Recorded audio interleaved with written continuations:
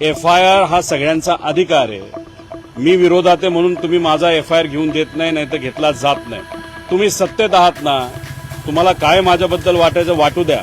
मग सत्तेचा वापर करून तपास काय दिशेनं जातो हे आपण तात्पुरता बाजूला ठेवा. साधा एक FIR करून देण्यासाठी थोडीशी मदत तरी करा. की माझ्यावर टीका काही सत्तेतले लोक आणि नेते तिथं करतायत. काल अजितदादा पक्षातले जे काही प्रमुख नेते आहेत त्यांनी सांगितलं की मी इव्हेंट करतोय.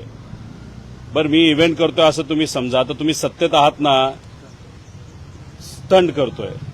तुम्ही सत्तेत आहात ना, FIR हा सगळ्यांचा अधिकार आहे. मी विरोधात आहे म्हणून तुम्ही माझा FIR घेऊन देत नाही, नाहीतर घेतला जात नाही. तुम्ही सत्तेत आहात ना, तुम्हाला काय माझ्याबद्दल वाटायचं वाटू द्या. मग सत्तेचा वापर करून तपास काय दिशेनं जातो हे आपण तात्पुरता बाजूला ठेवा. साधा एक FIR करून देण्यासाठी थोडीशी मदत तरी करा. भाषणं नुसती करत चाललेलं आहात तुम्ही. इथं आम्ही सर्वजण, महाराष्ट्रातील जनता, सर्व इतर पक्षातले लोक दादांना न्याय कसा मिळतील यासाठी प्रयत्न करतायत. आणि हे लोक मात्र भाषणाच्या माध्यमातून राजकीय टिप्पणी त्या ठिकाणी करत असतील. आणि दुर्दैव असं त्या भाषणामध्ये एक तर महाशय असे बोलले की म्हणजे नवीन पर्व त्या ठिकाणी सुरू झाले. अजित पर्व संपणारच नाही, कारण का लोकांच्या मनामध्ये दादांप्रती प्रेम आहे आणि ही घटना घडली त्याबाबतीत शंका आहे.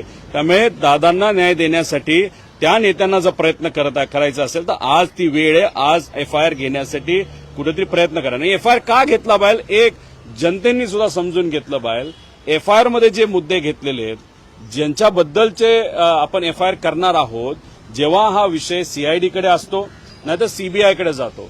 FIR झाला की त्या एजन्सीला त्या विषयामध्ये इन्व्हेस्टिगेशन करावंच लागतं. त्यामुळे FIR असणं हे महत्वाचं आहे. तो आपला अधिकार आहे. आणि जे मुद्दे आपण घेऊन जातो त्याच्यात जर आपण इन्व्हेस्टिगेशन नाही केलं तर हे क्रिमिनल इन्व्हेस्टिगेशन होणार नाही, फक्त ऍक्सिडेंटचं तिथे इन्व्हेस्टिगेशन होईल. म्हणून ही भूमिका त्या ठिकाणी आम्ही घेतो. हे बघा, जे मुरली मोहोळ साहेब आहेत ते या देशाचे स्टेट एव्हिएशन मिनिस्टर तिथं आहेत. आता त्यांनी तिथं सांगितलं होतं की 1 महिना होण्यापूर्वी दुर्घटनेला आमचा रिपोर्ट तिथं आला पाहिजे. उद्या 1 महिना पूर्ण होतोय. आता 1 महिना तुमच्या हातामध्ये होता. आता प्रिलिमिनरी रिपोर्ट तुमचा कधी येतोय हे आम्ही बघतोय. आज उद्या येतोय, याच्याची वाट आम्ही बघणार आहोत. मी सोमवारी 11 वाजता मुंबई या शहरामध्ये तिथे एक प्रेस कॉन्फरन्स घेणार आहे. त्या माध्यमातून खरा रिपोर्ट काय असतो, काय पद्धतीने या घटनेमध्ये काय काय गोष्टी घडलेल्या आहेत हे मी तिथे सिद्ध करेल. आणि रिपोर्ट जो आज उद्या येणार आहे तो जर थातूर मातूर दिला, नावापुरता दिला, तर महाराष्ट्राची जनता यांना सोडणार नाही. त्यामुळे थातूर मातूर साधा द्यायचा म्हणून एखादा रिपोर्ट तुम्ही देत असाल तर हे आम्हाला मान्य नाही. देत असताना योग्य पद्धतीचाच रिपोर्ट त्या ठिकाणी दिला गेला पाहिजे, अशी आमच्या सगळ्यांची मागणी आहे. तुमच्यावर आरोप होतोय की तुम्हा सगळ्यांवरच, म्हणजे शरद पवार पक्षावर, की अजितदादांना अग्नी सुद्धा दिला नव्हता. तुम्ही विलिनीकरणाच्या चर्चा सुरू केल्या. सुनेत्रा पवार यांनी शपथ घेतली, तुम्ही त्यांचं अभिनंदन किंवा त्यांना शुभेच्छा कोणीही दिल्या नाही. काल सुद्धा मुद्दाम तुम्ही सगळा स्टंट केला, कारण काल त्यांना राष्ट्रीय अध्यक्ष घोषित केलं जात होतं. एक आपण सगळ्यांनी समजून घेतलं पाहिजे, तिथं कोणाची चर्चा झाली, कशी झाली हे त्यांनी सांगावं ना. नावं सांगा.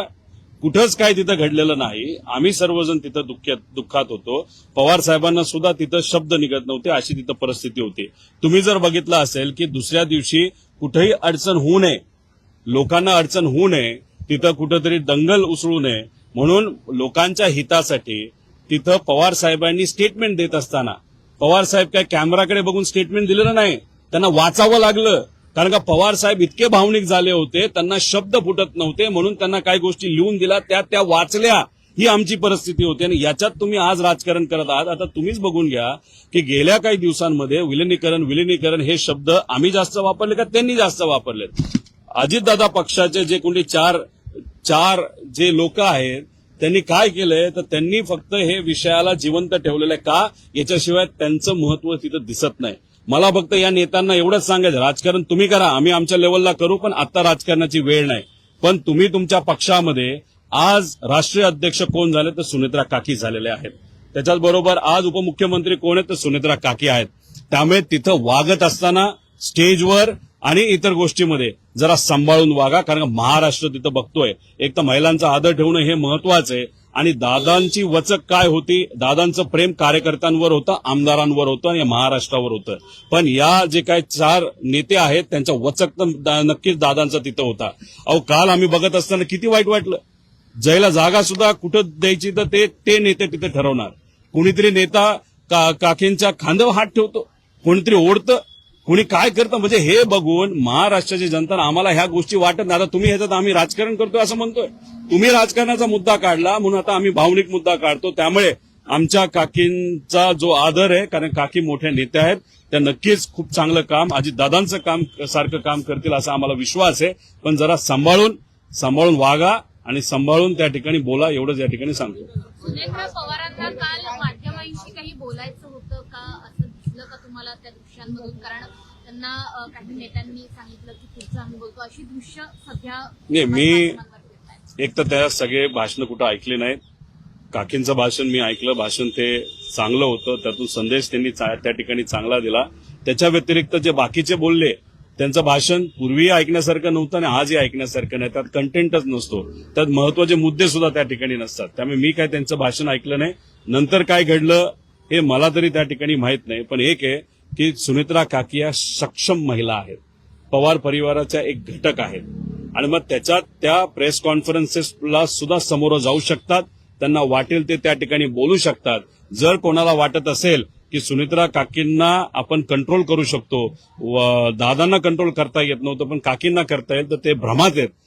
थोड्या दिवसानंतर नक्कीच कळेल की ताकद काय असते आणि एक नेता कशा पद्धतीने पार्टी तिथं चालवत असतो. त्यामुळे ह्या 4 जे कुठले नेते आहेत त्यांनी थोडंसं सांभाळून राहावा, सांभाळून वागा, एवढंच या ठिकाणी सांगतो. काल बोलताना सुनेत्रा पवार असंही म्हणाल्या की दादांचं अर्धवट राहिलेलं स्वप्न मला पूर्ण करायचं आहे. काही अंदाज आहे कुठलं स्वप्न असेल? राज ठाकरेंना तुम्ही भेटलेला आहात, या भेटीमध्ये त्यांनी सांगितले की एफआयआर संदर्भातही नाराजी त्यांनी व्यक्त केली. आता तुम्हाला राज ठाकरेंकडून नेमकी अपेक्षा काय आहे आणि राज ठाकरे तुम्हाला काय आश्वासन देतात? तर बघा, इथं व्यक्तिगत लेवलला, भावनिक लेवलला मी राज ठाकरे साहेबांना त्या ठिकाणी भेटलेलो आहे. माझ्या मनामध्ये जे जे काय होतं ते मी तिथं बोलून दाखवलं. माझ्याकडे जे जे कागद होते ते मी त्यांना तिथं दिलेले आहेत आणि मी दुसरी कुठलीही तिथं अपेक्षा केली नाही. माझं फक्त एकच आहे की मराठी माणसाच्या पाठीमागे ते नेहमी भक्कमपणे त्या ठिकाणी राहिलेले आहेत. एवढ्या मोठ्या नेत्याकडनं आणि ते सरळ बोलणारे नेते आहेत, त्यामुळे त्यांच्याकडनं माझी नक्कीच अपेक्षा आहे, मनोमन अपेक्षा आहे. मी बोलून दाखवली नाही आणि ते योग्यच निर्णय आणि योग्यच पद्धतीने या विषयाला पाठिंबा देतील असा मला त्या ठिकाणी विश्वास आहे. आता काल सुनेत्रा काकींच्या बद्दल बोलत होता, त्यांचं राहिलेलं अर्धवट स्वप्न काकांचं काय होतं हे एकतर मी काकांकडे बघत असताना आणि अख्खा महाराष्ट्र अजित काकांकडे बघत असताना काका हे महाराष्ट्राचे मुख्यमंत्री झाले पाहिजे अशी इच्छा आमच्या सगळ्यांची त्या ठिकाणी होती. आता काकी बोलत असताना अर्धवट राहिलेलं स्वप्न हे विकासाच्या बाबतीत, कारण दादा नेहमी फक्त विकासाबद्दल बोलायचे, महाराष्ट्राला एक नंबरचं राज्य बनवायचंय, विकास करायचा आहे. त्या स्वप्नाबद्दल त्या बोलल्या का वेगळं काही स्वप्न तिथं बोलल्या हे मला माहित नाही. पण मी काकींनाही विनंती करतो, त्याच्याबरोबर सगळ्याच लोकांना, नेत्यांना जे सत्तेत विनंती करतो, एफआयआर दाखल होणं महत्वाचं आहे. दाखल जो एफआयआर होईल त्याच्यावरच इन्व्हेस्टिगेशन होईल आणि इन्व्हेस्टिगेशन त्या पद्धतीने झालं तरच आपल्याला अजितदादांना न्याय देता येईल.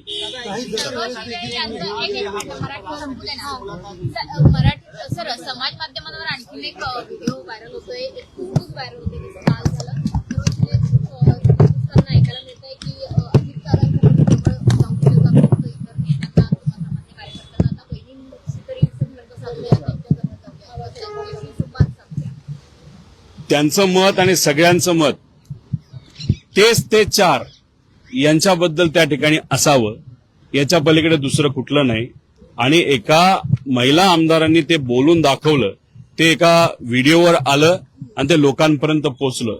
याच्यावरनं समजून घ्या की एखाद्या नेत्याला जर आमदारांपासूनच लांब काही लोक ठेवत असतील, ते 4 लोक ठेवत असतील, तर मग बाकीच्यांचं काय? तरी दादा हे दादा असल्यामुळे त्या गोष्टी तशा होऊन देत नव्हते.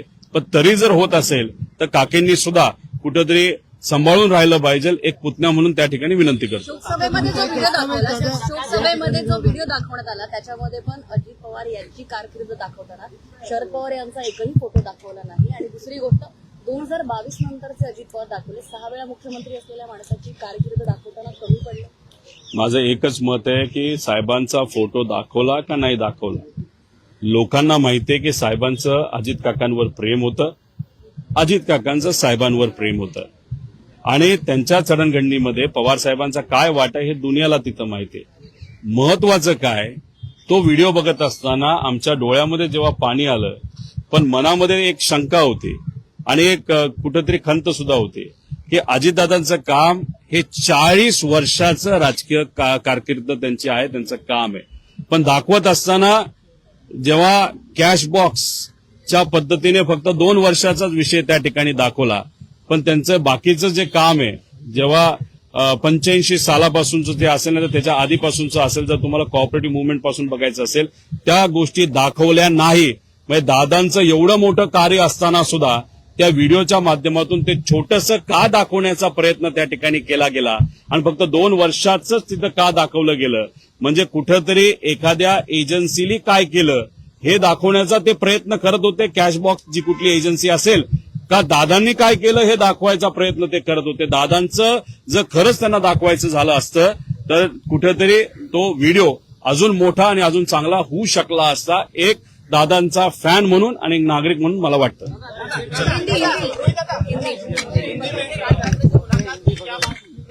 देखो, राज ठाकरे साहब को मैंने वहां पे डॉक्यूमेंट्स दिए हैं, एफआईआर नहीं हो रहा ये मुद्दा उनके सामने वहां पे मैंने प्रस्तुत किया. उसके साथ जो रिसर्च मैंने किया है वो डॉक्यूमेंट, जैसे अलग जो दूसरे बड़े नेता हैं, जैसे राज ठाकरे साहब भी महाराष्ट्र के बड़े नेता हैं, उनको भी उसके बारे में इन्फॉर्मेशन वहां पे मैंने दी है.